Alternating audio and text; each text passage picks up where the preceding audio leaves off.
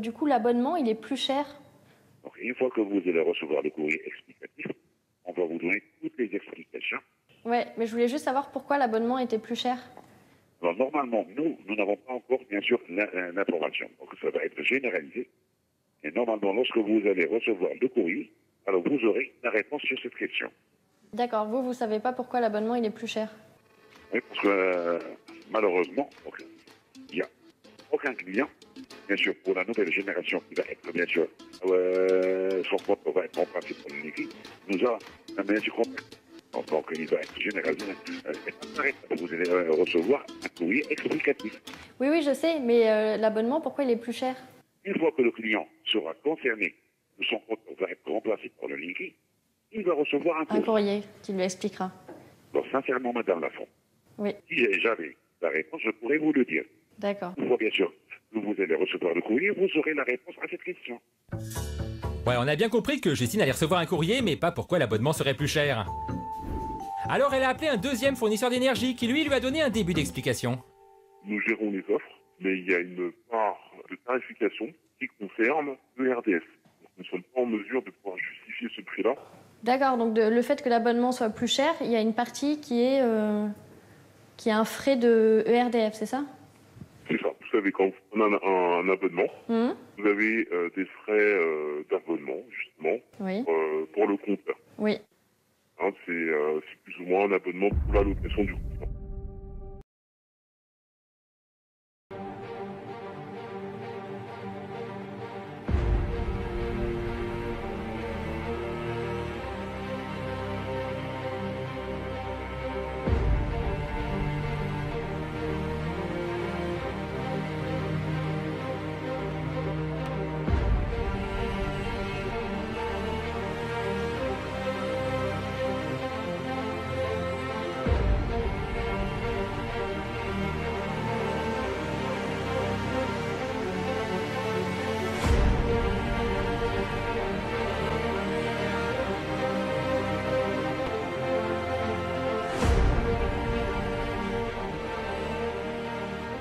Et peut-être que vous allez payer en fonction de votre consommation réelle et pas seulement d'estimation. Ouais. C'est bien, ça ne va pas te changer la vie, tu vois. Hein. Et comme en plus, ce discours positif qu'ils font aux consommateurs, ils tiennent aussi un discours positif vers les entreprises.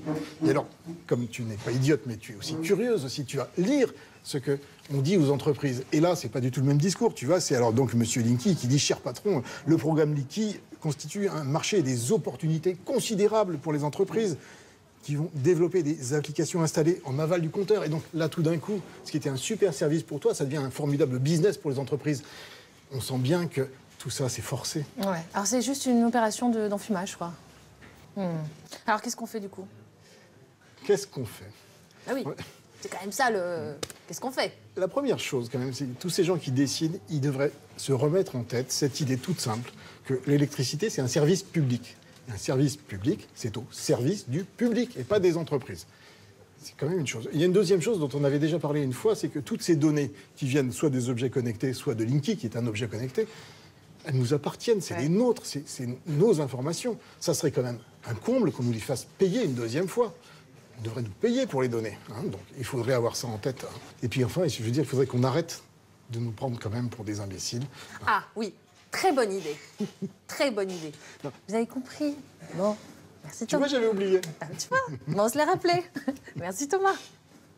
La notion de champ radiatif proche est fondamentale. C'est elle qui conditionne la densité de puissance radiative qui va impacter le vivant. ERDF ne cesse de répéter que le Linky respecte les normes radiatives. Cette affirmation est un non-sens. En effet, le respect des normes radiatives est en fonction de la distance.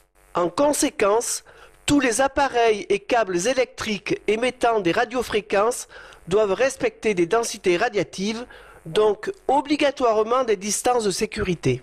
Par exemple, les téléphones mobiles sont dans les normes s'ils sont à plus de 15 à 25 mm de toute partie du corps de l'utilisateur. Dans le cas contraire, ils ne sont plus dans les normes maxi d'irradiation. Les antennes relais ont un périmètre d'interdiction de sécurité de plusieurs mètres. Même les lampes fluo compactes ont un périmètre de sécurité de 30 cm.